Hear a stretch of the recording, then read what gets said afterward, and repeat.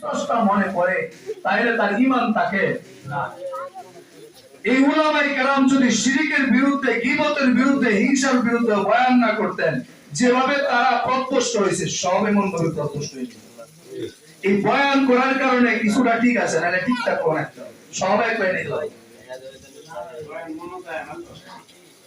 সব গেল, সব নষ্ট হয়ে গেল। আল্লাহর ইবাদত করার জন্য আমার আল্লাহ সৃষ্টি করলেন। যে পীর আল্লাহ সন্তুষ্টি অর্জন করে কবরে চলে গেলেন, তিনি যে কত বড় কেরামতি মওজুজা দেখাইছেন, এটা আল্লাহর পক্ষ থেকে সাহায্য। আল্লাহ তিনারে দিয়েছেন ক্ষমতা। তিনি আল্লাহর বান্দা না। তিনি যদি আল্লাহর বান্দা হয়, আমি কি?